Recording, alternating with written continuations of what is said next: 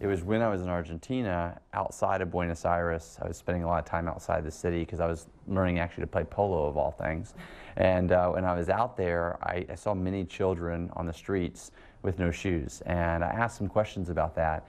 And I quickly learned that many of the kids, the reason they weren't in school was because it was required for them to have a pair of shoes to go to school. They had to have the uniform and the closed-toe black shoes. And to me, that was crazy that kids who really wanted to be in school and who needed to be in school weren't there just because they didn't have a pair of shoes. And so I wanted to do something to help. And many people see something in the world that they don't feel is just or fair, and they want to do something. And my idea, kind of coming from my entrepreneurial background, was instead of starting a charity to donate shoes, what if we started a business where every time we sold a pair of shoes, we could then fund giving a pair of shoes away. And it started as a really small project on a farm in Argentina, and it's grown a lot since then.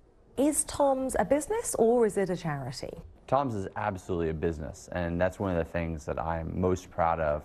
And I think over the last 10 years, we've had the greatest impact in.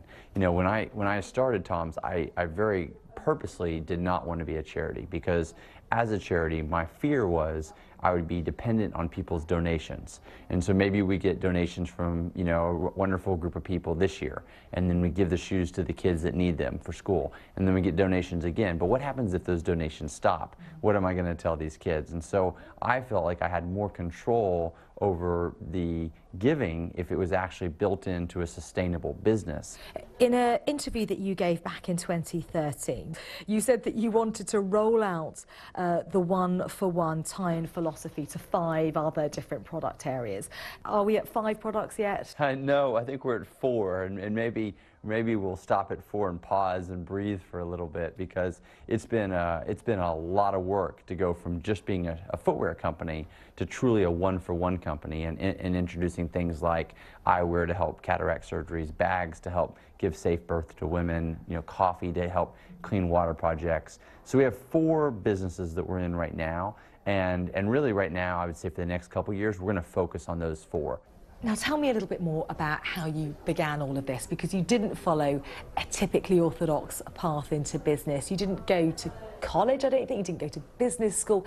How did you become a serial entrepreneur? Well, I think it really started when I was like 12, and I was a really competitive tennis player. Now, when I was a freshman in college, or actually a sophomore in college, my second year, I had an injury to my Achilles tendon, and I had to give up tennis for almost a year. And during that time I was so bored, because I was playing tennis like 10 hours a day, right? And so now I had nothing to do, and so I started a business. So that's how the first business, which was a laundry business, got started. And the business was fun, and we were making some money, and it was really interesting. We had employees and all this stuff. And so by the time my leg healed up, I kind of realized, like, I'm probably not going to be, the next Andy Roddick, So maybe it's better to focus on this new thing, this entrepreneur stuff.